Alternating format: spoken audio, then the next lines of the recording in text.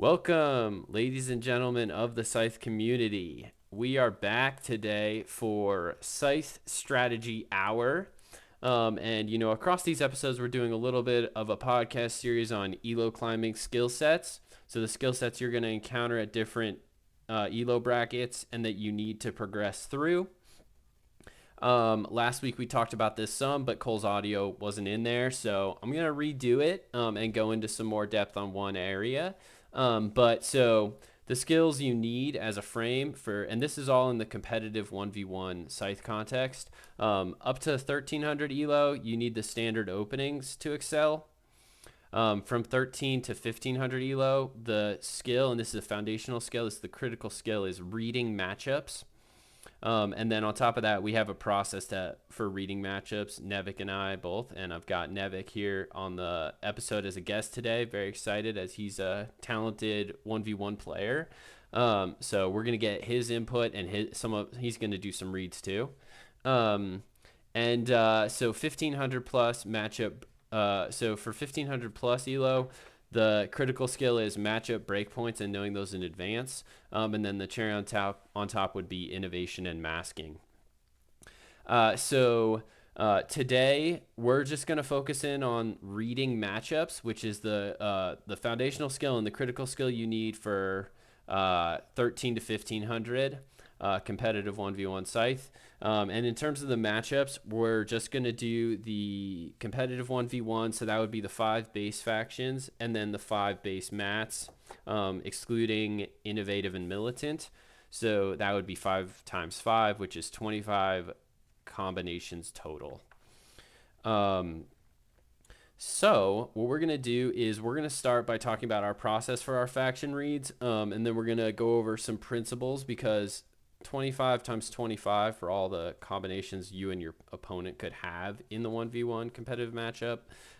There's 625 total, and no one can memorize those. So you can actually get having the right principles, knowing the right principles and patterns will cover that, and you'll get the right reads. So process, principles, and then we're going to go through and draw some matchups from a hat and do our reads so so you guys can see how we read them. So let's start, and I'm gonna have Nevic talk. Let's let Nevic talk about his process for his matchup read when he loads into a competitive 1v1 Scythe game. Yeah, thanks. My framework is basically dissecting information as DE gives it. So you load in DE, and the first thing you see is your faction, your opponent's faction. So right off the bat, I'm considering what are strengths or weaknesses, or how do they interplay. So really, the primary considerations there are what's their mobility. So what's Riverwalk? How do they exit their base? Can they enter my base? Or are there lake movement capabilities there that where you can either hide or they might hide. And then you get your player mat, you see your objectives. So considering, do you have a doable objective? Do you need to adjust your strategy, hit that? Is your player mat lending itself towards more of a speed game, more of an economy game? How soon are you able to get mechs and move out there? Right, and then you load into the actual game and you see your opponent's player mat, and so you go through that same thought process for them. What are they looking to do? And then what strategy do you need to choose to either optimize what you need to do in advance of them getting there? So like winning to the factory or winning to a certain spot on the board, or how do you disrupt what they want to do? Okay. So you're saying part of the output is a win condition for you and their win condition, and then a map of how you can deny their win condition. Yeah, how you can deny theirs and how they can deny yours. So looking out Okay. for preventing them from denying yours, or how do you deny theirs, and are they going to be able to prevent that? And maybe second or third order interplay there. Okay, definitely. Good. Okay, so yeah, I'm gonna ask you some more questions about yours in depth, but let me run through mine really quick too. And you can give me any thoughts that you have too. So what I do is I don't always fill this all out, but I basically have boards as the first option, factions, and then I have faction interactions, the stars I want, the stars they want based on the meta play style, based on what they drew. there's some extra categories. It takes a long time to fill out. Like people are always waiting for me when we load into the competitive Scythe game. So like there's another one Yeah. that says needs. That one I put like so then win condition, my win condition, their win condition. And then breakpoints, which we talked about, is the 1500 plus skill that you need to excel at or master. So I put that as the bottom one. But that I'm still getting a handle on the breakpoints for the different matchups. So in terms of boards, of the 5 boards, I categorize them as speed, eco, or hybrid. Um, so I'll look at how fast the board is and if they're high power and rich. So usually you'll have a slow board that's high power and rich, or you'll have a fast board low that's poor and low power. So I'll categorize that versus mine. So the boards, factions, I'll categorize. So factions, like certain factions beat each other, and we're going to talk about that too as part of the principles. So which faction, like, for example, Saxony beats Nord. Basically, they can hunt them down based on Riverwalk. Like the Riverwalk really dictates who can beat which factions beat each other. And then faction interactions. So I'll talk about, let's say, scout versus what's the Saxony -2 power if you're on a tunnel called? Disarm. Disarm. Yeah, I'll talk about scout versus disarm and how to play that when I go into like a multi-attack fight based on knowing that, or if there's going to be subsequent counterattacks. So I'll map out the stars I want with my meta playstyle, the most competitive playstyle I can do, and then their stars for their meta playstyle, how they want to play it. And then from there, that kind of shows me where the win conditions are for each of us and how to play around mine and disrupt theirs. But the principle that I'm going for with this worksheet, which is obviously too long, and I'd like to like cut it down to something much more efficient, and that's why you're always waiting for me, Nevic, is because I'm filling that out, or at least the critical parts of it.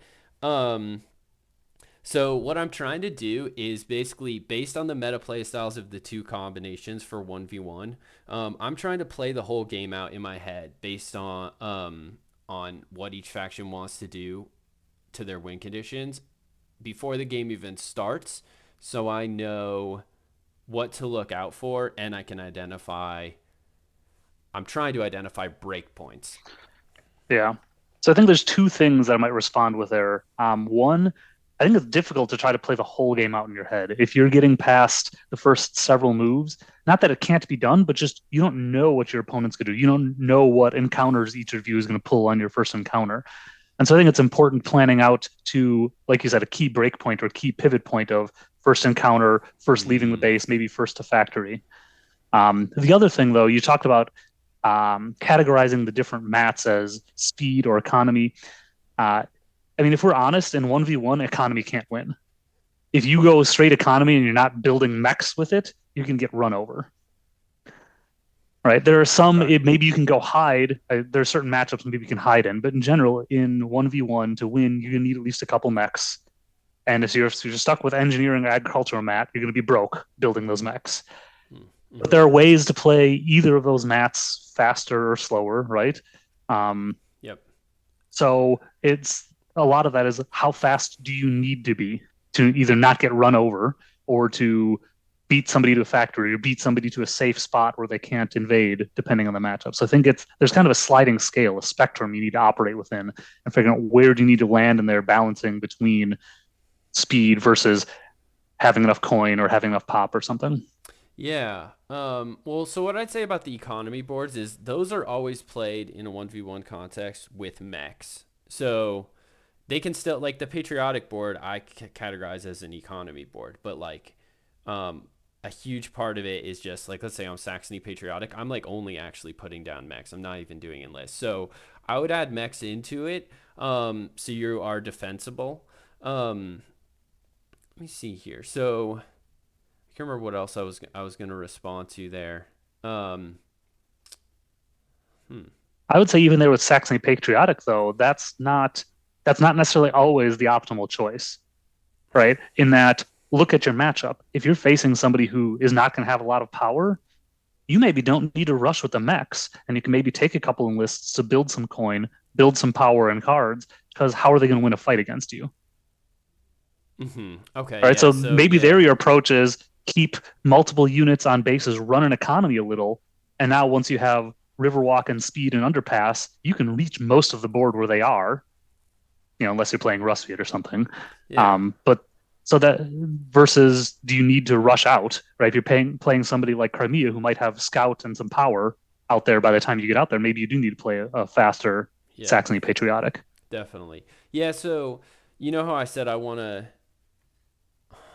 play through, I want to project the entire game in my head beforehand, and you said like there's issues with that. And that is an area where, so actually responding, like what you're talking about now is you open, you see what they're doing, and then you want to like build up as much as possible while still being defensible. So like adapting to how they play, and yeah, the pivot point where you adjust. So I think what I would do is I'd come in with a pre-programmed strategy and then not adjust. And what I've been working on, and this is another skill, the 13 to 1500s, is like weighing what your opponent's doing and adjusting every turn and tweaking based on that. So like I can play slower because their setup is going to be slower, and I want to build up as much as possible before we clash, and get on as good a trajectory as possible. So I remember we played one game. You were This is where I first started updating it because I told you about these projections and you called that into question, which is totally correct. We played a game where you were on Crimea Agricultural, and it was like a super close back and forth game. And based on your first encounter, you didn't have to spend your oil and your combat cards, so you weren't lower risk. And you got a mine out of it and an extra upgrade. So I had to completely update my whole sheet that I had filled out based on that, based on the fact that you had a mine as Crimea Agricultural, which completely changes the game. Like huge power spike for Scout and Mine, or sorry, Speed, Scout, and Mine. You don't need Riverwalk with Crimea, so um, I think that is another skill that I need to build more, and that's probably what's separating me from you a lot is my adjusting in real time. So that is a quite a learning for me too. So I'm glad you brought that up. Yeah, and I think the key thing there is you can start with a strategy in mind that maybe has 15 turns mapped out of here's how I win in 15 turns. And you just need to be ready that the first five or six of those probably are going to go unchanged pending whatever encounter you get, but watching what your opponent does. So in that Crimea game, great, you had a strategy. I remember you were blocking the oil tunnel there, Hmm. Crimea's normal Riverwalk exit. When you went to block that, I kind of expected you to. Yeah, I was hoping for the mine and got it.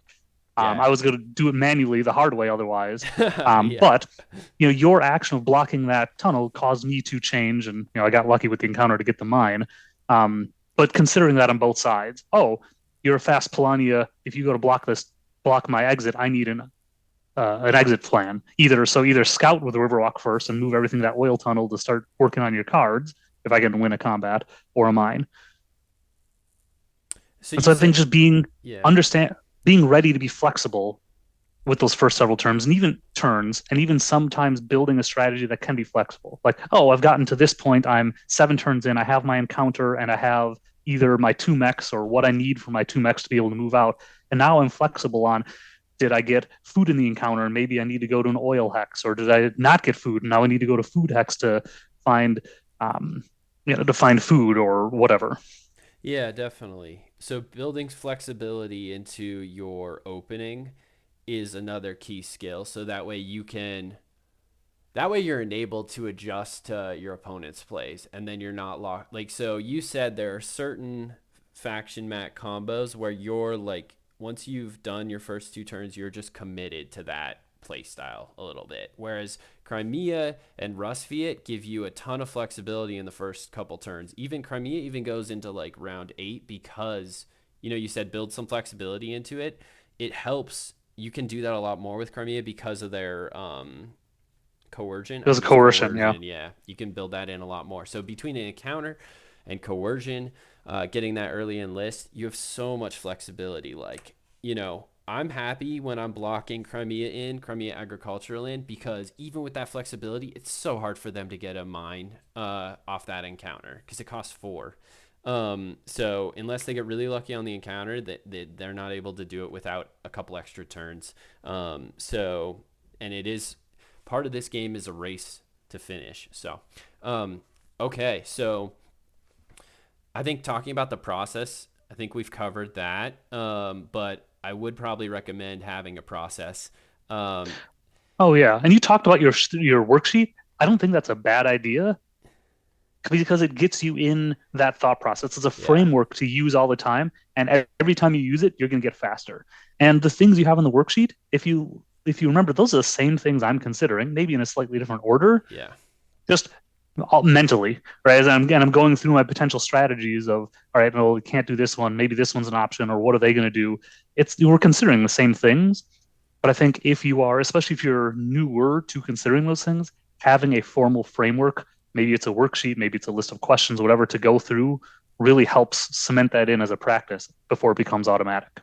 yeah. Some of this is intuitive for you because you're more advanced than I am and you've played more of these. And yeah. So I think as a learning tool, it's really good getting up to like when you're working up to high 1400s. I think you're right about that. I think what we've identified as my issue for progressing a little bit, and I'm starting to get the hang of it from playing you and some of that feedback, is like not updating in real time. Like I pre-program it and then I'm sticking to it despite developments that are critical. So, um, but I think this is a great tool up to a certain skill level. So, like, I don't know, maybe I will share kind of my worksheet. Again, some of the pieces are optional, like needs. Like, if I'm on Polonia Industrial, I know that my critical need is 1 upgrade, and it's going to be a pain to get unless I get it off the encounter, but I'm not going to hope. Like, I know that Joy Division has told me, like, you can't just play off luck with Polania. I don't have any respect for someone that does that. Like, you need to set up a real economy and you need that 1 upgrade. So I'll put in any critical needs like that into when I pre-program it. But the reason I designed this is because when I played so many games in a row, I would get like brain fog and fatigue, and I wasn't thinking well proactively. So I wanted to create a process that would ensure like it's like quality control process, even if my brain is tired. So that's part of what this was about, actually, while I was building the what is it, stamina to play multiple demanding games like kind of in a row or in one day. So, but it is a Yeah. really good skill building exercise. And I think when you talk about revisiting what the rest of your game, your mid game is going to look like, right? The biggest point is what did you get from your first encounter and what did they get? And so knowing often it does it speed up your opponent. So were you playing Crimea and they pulled a mine, or did they pull 2 pop for an upgrade and 2 resources? Both of those are huge multipliers in where they're able to go. Or did they pull a mech? That can be a multiplier, Yeah. or a huge accelerant for certain boards. And seeing that, oh, now how do I respond? Right? We had a game I think a while ago, and I pull a mech off the encounter, and so suddenly I had scout earlier than you thought, Yeah. and you probably needed to abandon ship and leave. Yeah. You didn't. I was able to take all your combat cards, I didn't. and so I I think, stuck. Are you saying I stuck with the pre-programmed plan yeah, despite the yeah, critical occurrence? Okay.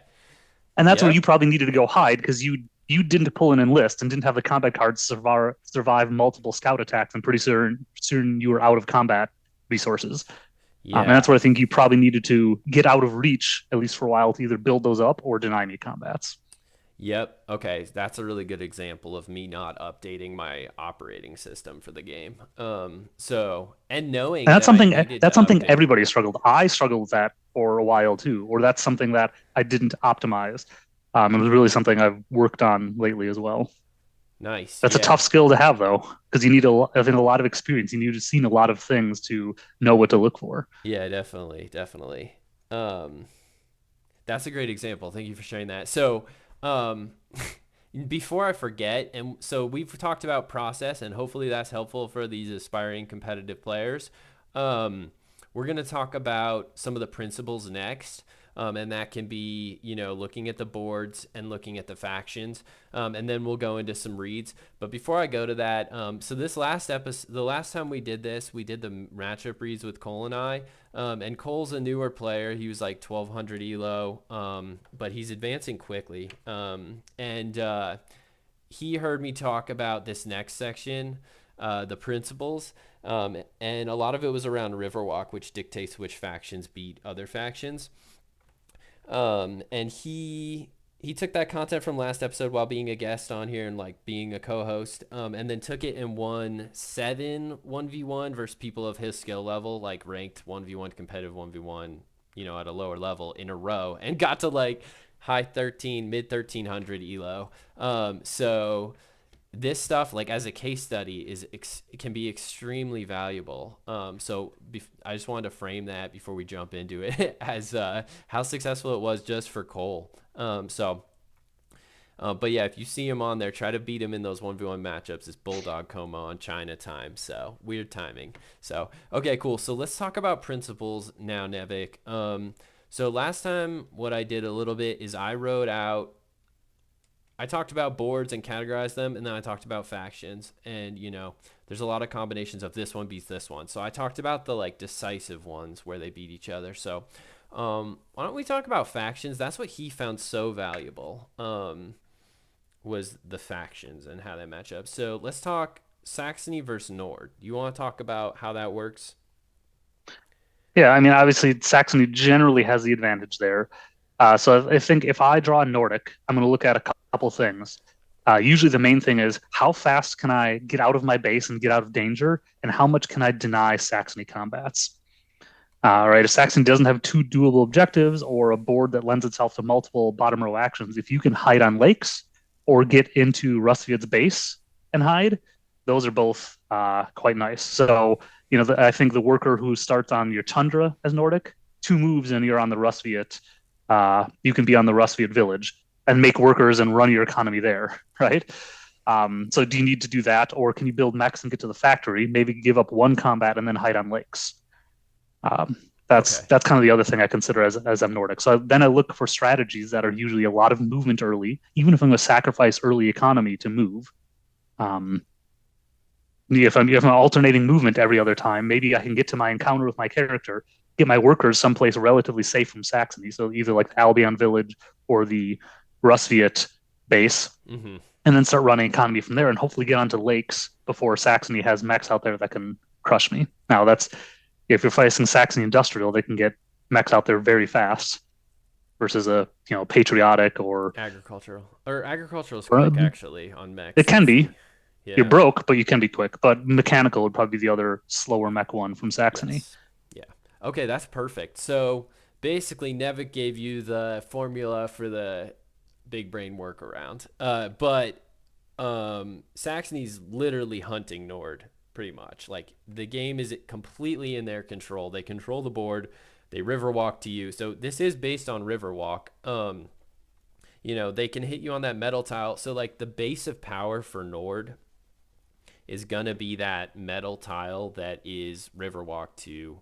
It's like so easy. It's like one movement for Saxony to get to when they have speed in Riverwalk. So they can hit And you. underpass, Oh right? yeah, So they and can underpass from underpass. their mountain to one of those either of those tunnels, then come on the Yeah, Nord mountain base. yeah. So like their North's point of power is extremely vulnerable to Saxony and across unlimited attacks. Like you have to stay there and sustain, like produce metal and get your mechs out. You can't just like you can never get multiple workers to that metal tile. So like if you could produce once and get 8, then it wouldn't be such a big problem. But like they're gonna hit you 4 or 5 times over there. They can. So that matchup is Saxony is in the driver's seat 100%. Nord is like afraid the whole time, basically. All right, so let's look. It, I think yes and no, right? If you are Nordic and you can get a seaworthy mech before Saxony attacks you more than once, right? If you can get seaworthy deployed, even if they hit you once on your mountain, and now you can get into the lake, and hopefully now you have a worker that's kind of out of reach, either on the Albion side or preferably in the Rustviad base, you can deny Saxony combats. And you think, well, like, what's your win condition for Nordic? You want to have 2 or 3 mechs camped on lakes around the factory, and then be able to hit Saxony anywhere their mechs are, whether they're tunnels or on the factory, wherever, to pick up 1 or 2 combats and end. If you can deny Saxony combats long enough that they can't place a 6 star until you're in a position to win and go 2v1 or 3v whatever they have on the factory or a tunnel, right, that's probably the win condition you're looking for as Nordic in a lot of these. Hmm. Okay, but so if they force you off that metal, though, how do you run your economy? Is my problem. Well, Is like, so that's what I'm saying. So what's the fastest if you look take Saxony Industrial, right?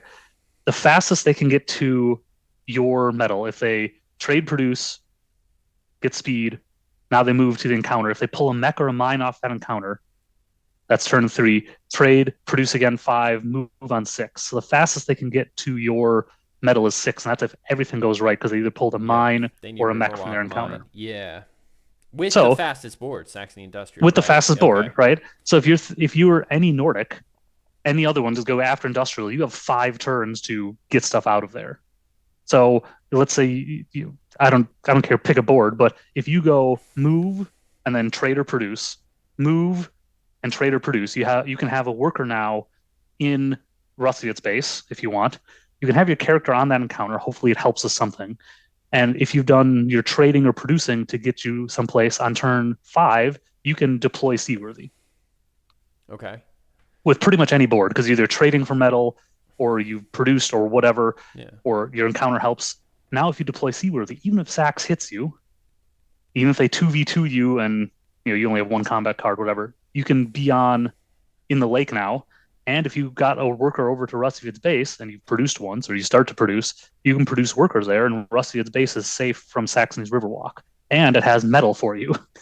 Yeah. So now you can produce workers, move over, produce some metal, and now you can deploy mechs right in Rustivid's base that are safe. Now, getting them out while being safe might be a challenge, but you've Yeah. also got a character and a mech on a lake next to the factory. So you can either go to the factory and risk giving up another combat or sit there and wait to attack Saxony when you can. And now, if Saxony only gets 1 combat star, they need to have 2 objectives and 3 bottom row actions Yep. star bottom Which row will action take them a stars, lot of turns. especially if they weren't Lot planning of on it, because you turns. notice that was a Saxony rush opening. Ah, So if they that's quite a rushed, they nuance. sacrificed economy, right?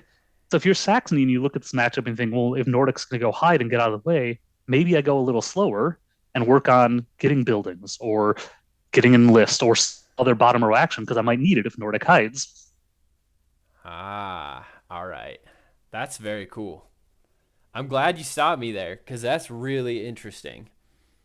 Um, that's super interesting. So you're saying, all right, so from Nordic side, I guess Saxony hits them on average like turn 7 or 8, and they have that 1 combat card. Nordic has 1 combat card to defend. So you can probably get out Seaworthy end speed before then, and then you switch over to Rust via base for the rest of your mech production. And then you've only given up 1 combat, but you're totally in the game and you're not dropping off economically either. Okay, so this is an interesting matchup. I always lose this matchup from either side, so that's probably why, because I didn't understand any of the nuances. So wow, you give me a lot to think about there. I'm glad you brought I brought you into this one. So okay, so let's look at Crimea versus Rusviet as a matchup. Um, so let me give my take on it, and then maybe you can add more depth to it. So Crimea nullified. So in terms of faction abilities, there's actually a lot in here. Faction ability interaction. So Resfiat has People's Army, which is an extra combat card. And Crimea counters that completely with Scout, as long as you can take a lot of fights. So basically, also Crimea's Riverwalk is like they are like hunting Rusviet. You can get into their base off the tunnel, and then if you can force all the way through the base, you can go all the way to their protected food tile. So Rusviet would probably be on the defensive here, or should be on the defensive here. So when I play Crimea, like you want to play that as fast as possible, whatever combo you get, and then just like hit them with as many fights as possible once you have Scout. Um, and you can like take over their base. As long as they're not able to, you basically need to disrupt their economy because if you're giving all these combats, you're basically throwing a lot of combats and stealing combat cards. They could win quickly if they have a really fast setup. So um, that's kind of how I would read it, high level. What would you say, Nevic? Yeah, I think you're pretty much right on. They can both get in each other's base. Yes, a fast Crimea can really get in and disrupt Rus quickly. A lot I guess there's two strategies of thought with Rusty, either all the enlists early or no enlists, right? If no Mm. enlists, you're not feeding Crimea combat cards. Um, or if you get a bunch of enlists early, you're both feeding each other, and then you have enough to withstand Scout, Yes. right? As long as you don't let A them take a million fights on you. Like if you get a lot and then Sure, stay a little more grouped or space a little bit. Yeah. sure. There's also right. There's a couple of different Rust Viet factory rush options that get you to the factory turn 6, turn 7. If you're going against a slower Crimea who doesn't have Scout, maybe only has a 1 enlist, so they have 2 combat cards, and maybe they've used one for coercion. Especially if you pull a deploy factory card, you might be able to get in Crimea's base and disrupt them right away, Yeah. or at very worst, park on that oil tunnel with a mech and maybe People's Army or maybe 2 mechs or whatever, and force them to either get a mine or try to go through you. Yeah. Definitely. So I think I the think that way, one very much comes down to the 2 mats you're playing.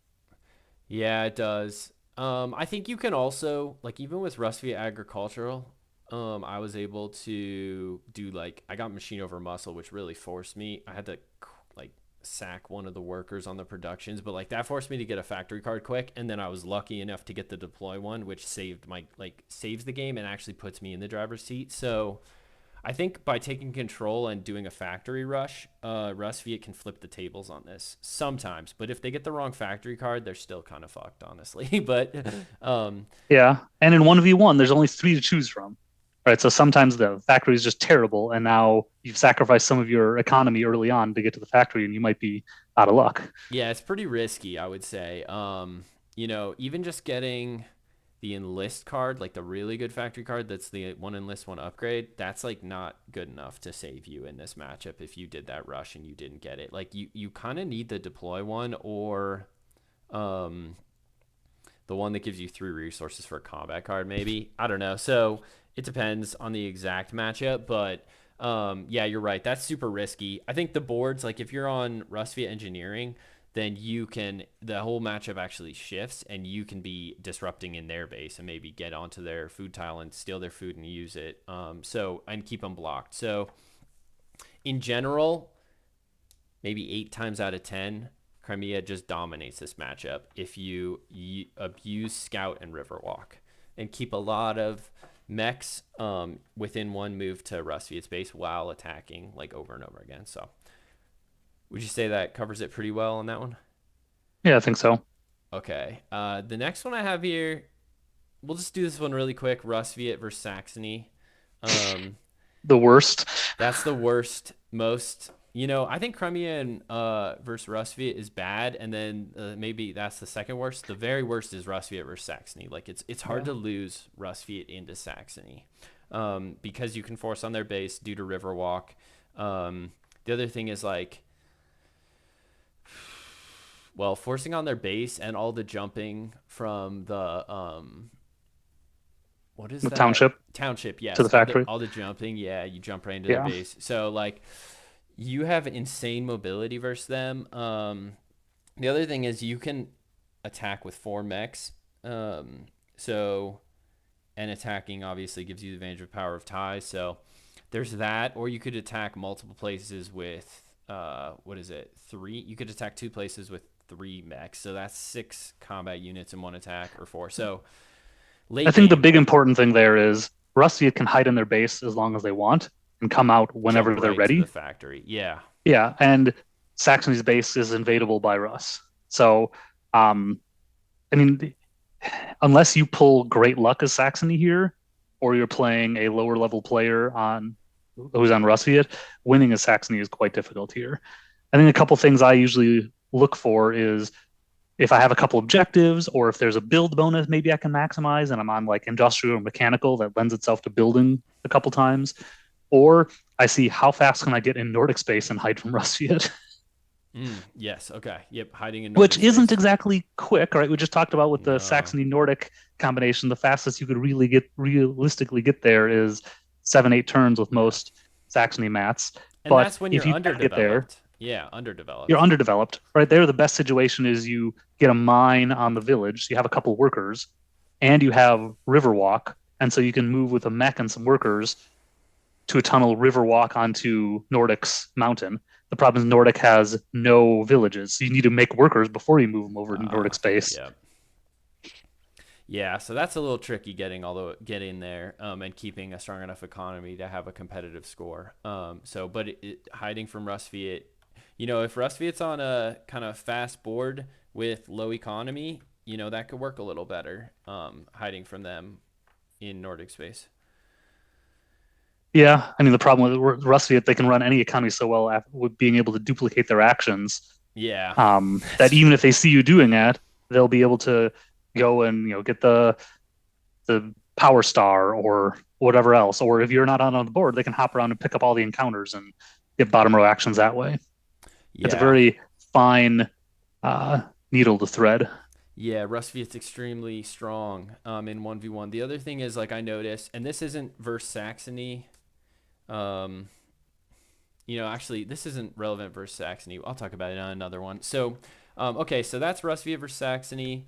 Um, yeah, like you said, Rustvia can hide in their base until they want to, and then they're one step from the factory at any time, like with the mech. So, like, the factory is the most important territory to control in the late game. So, yeah, it's super strong. Really hard to win as Saxony. So then the next one is Saxony versus Polania. Um, this is one of those where Saxony can kind of hunt. I say Polonia. I'm just gonna say Polonia can kind of hunt Polonia during the game, but it's not that simple. That's an oversimplification. Like Polonia just is extremely strong in 1v1 because of its ability to get counter encounters. Do you want to talk about this one a little bit?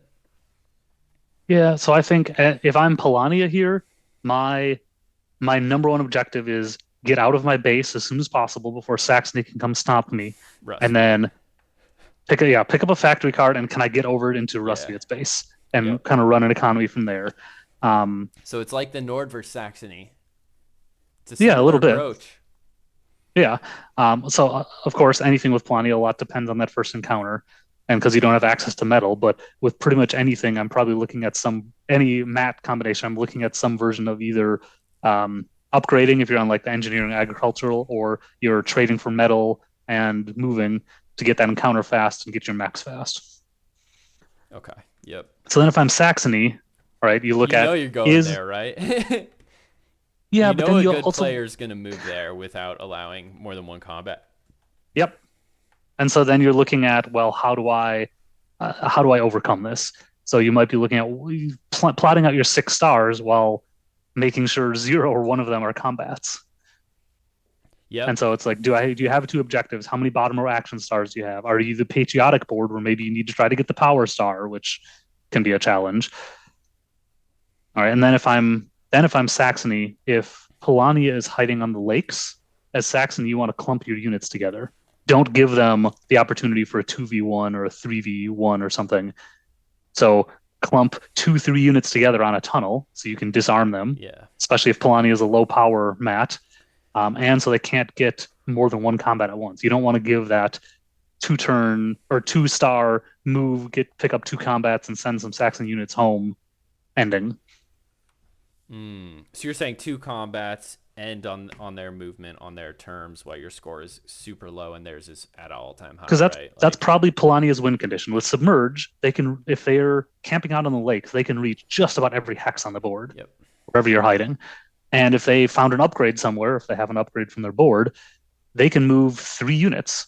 And so their Polania's ideal win condition there is a move to end, picking up 2 stars, maybe three, with a bottom row, some combination of combats, objectives, and a bottom row action. And you want to be able to deny them ending that.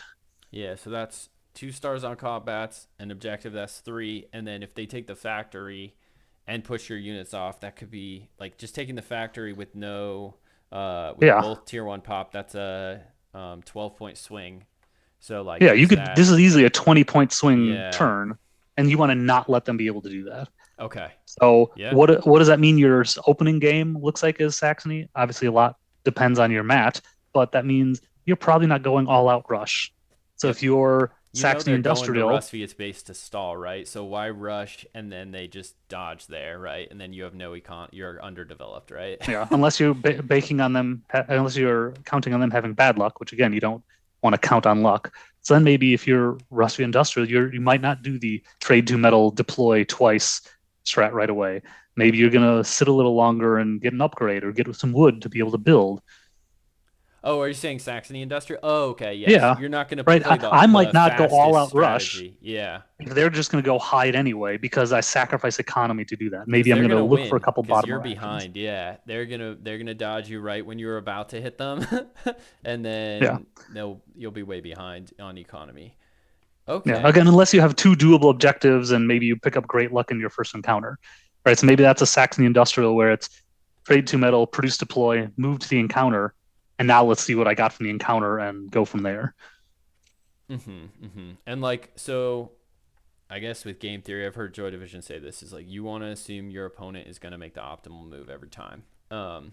So the way you're thinking is based off of that, which is the right way to play it. So honestly, I look at my workup matchup worksheet and I see what you're saying about these faction matchups, and it's like almost it shortcuts to the most critical piece, honestly, right there, like what I'm hearing from you now. So that's like Mm-hmm. I'm leveling up mentally just on working on this. So from that knowledge, so that's really helpful because I had a lot of categories. You're probably laughing with how many. Well, Like how no, many because pieces to those the are all worksheet. things They're those are part of all it. things you need to consider, but some of them you just do automatically. Think of driving a car. If you wrote out the Yeah. steps of driving a car, it would be impossibly long.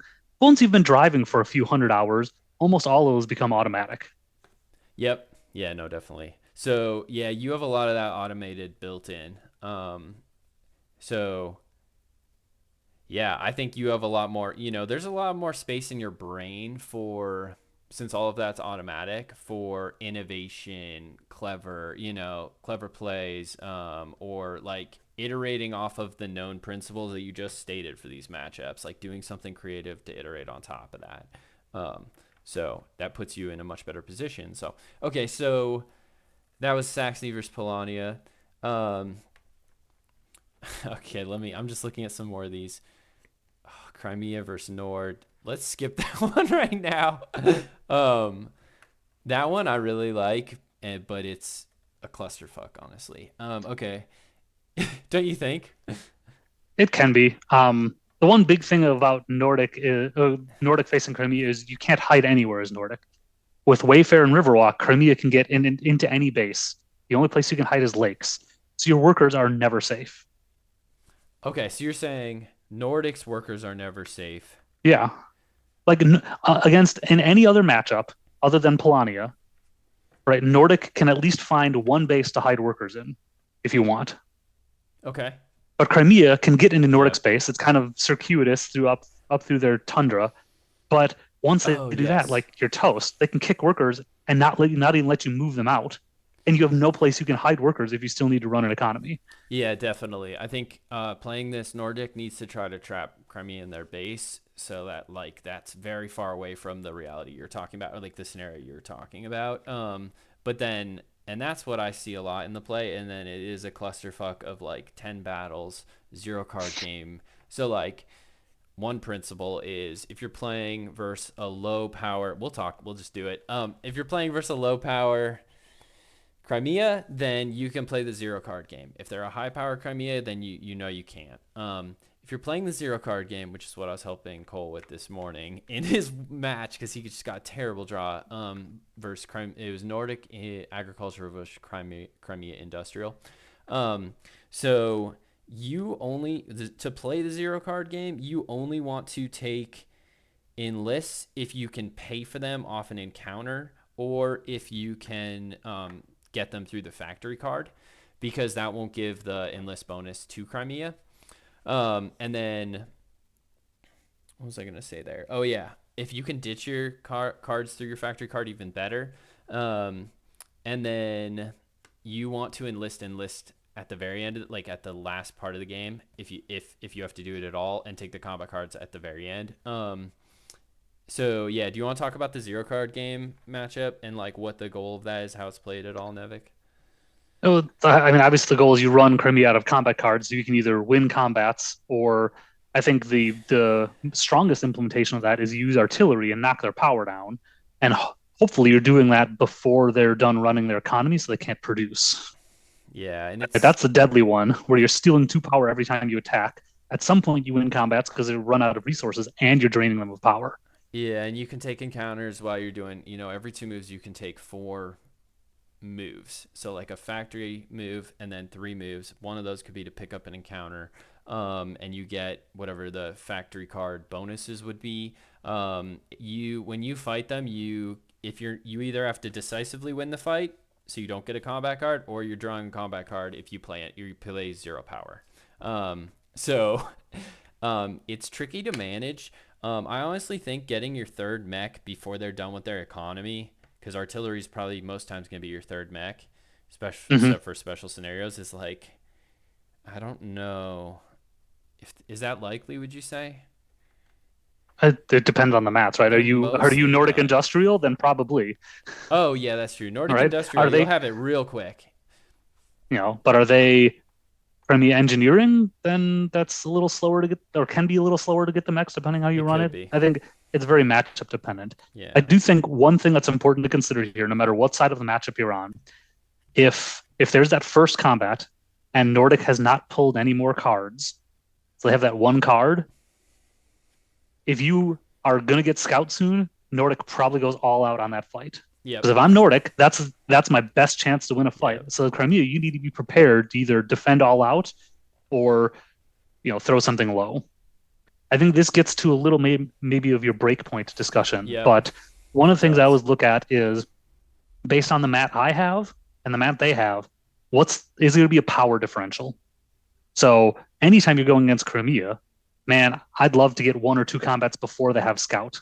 So I'm gonna try to rush that. If I have the industrial mat, which I'm not getting power unless Yeah. I'm getting it off of an encounter, I probably want my combats early. Plus, I'm out there fast. So regardless of opponent, I might go in for something that's risky that maybe they don't have a great card or they play low to try to get that combat early because I'm probably not going to get it late, especially if I'm playing against like the patriotic board, Yep. which is The high loaded up on the high power. power board versus scout, you've got to front load your combats.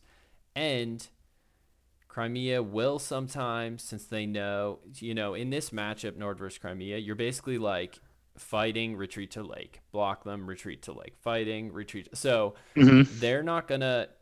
They also don't want to like throw too much power because they know there's like 5 more combats coming very quickly, um, where you can send them home.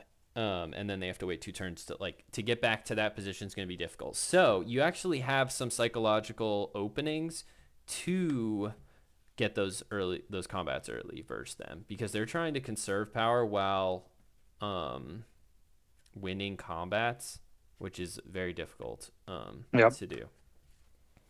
I think that's a good overview of this one. That is one of the most complicated. I know another really complicated one is Polonia versus Nord in the competitive 1v1. It's almost like its own mini game. Actually, Joy gave me an entire lesson. I was like, I don't understand this Polonia Nord 1v1. Can you do like a whole lesson on this to help me? And after that, Yeah, I've had a much better mastery. It's still very difficult, especially when it is. when I don't have as much intuitive knowledge and skills built in, that I've got that whole worksheet to consider. Whereas like you have a lot of those concepts, smaller concepts down, so you can focus on other critical, deeper knowledge to get it's a lot of small edges, really. A lot of combats, like 10 combats first faction to get. So if we talk about this, um, Polania is stronger at the beginning, and then Nord is stronger later. It's about blocking. So the first person to get to the factory also will win most times in this matchup. And then you want to also block the opponent from the factory for part of the game if you take the factory. So blocking that lake in front of there. Yeah, yeah. The factory block is hugely effective. Yep. So I'd say that, I mean, that's a critical break point in this matchup. But there can also be many back and forth points or battles just to take position on the factory block. And so yeah, Nord is stronger with artillery. So you want to keep your units, your mechs grouped later on with Polania, so you're not getting artillery all over the place. They could maybe stop your production. Polania doesn't rely on actual economy production that much in the 1v1 matchup. You know, yeah. So I would say that's a good one. I do fall into a trap, and this is a little different, but I do fall into a trap where I'm winning the game versus Nord, and then I can't figure out a way to get to a village that's protected with enough power because of artillery to finish my workers. And like I've got the game locked up other than that. So Nord can, if the timer permits, stop your workers from finishing with Polania by just artillerying you all over the place and then getting their mechs spread out across the board so that way there's no village that's safe. It doesn't even need to be attackable as long as they can drain you off enough artilleries. Like it's Yeah. like you can never finish the workers. So yeah, that's one critical piece. So blocking the lake, but still, if they can just hit you on the lake and artillery, yeah. So that one's always tricky. I struggle with that versus good players when I'm trying to close out the game with Polania versus Nord. So that's like if I'm Polania and I know Nordic can make mechs and get to the factory faster, I will probably choose an alternate way. Because if I'm expecting the factory block, I will look for a mine on the village or speed and riverwalk instead of speed and submerge to get around that factory block. Now they can go to the next and block you on an actual Yeah, you're hex never getting a too. factory card that game though. I don't think, unless later on they deprioritize it. Yeah, could be. But at least you can get out of your base. So you can get to That's villages, you can get true to because encounters. you have no metal access if you're stuck in there. So maybe I should, and I always opt into that fight. Maybe you're right. Maybe I should avoid the fight and say, all right, like I'll concede the factory card for most of the game. But I'm going to have access to all these other resources and get to run an economy, kind of. Is that kind of what you're saying? Is like, yeah, I can get to encounters. Yeah. Okay. I mean, or you force them into defending more space, right?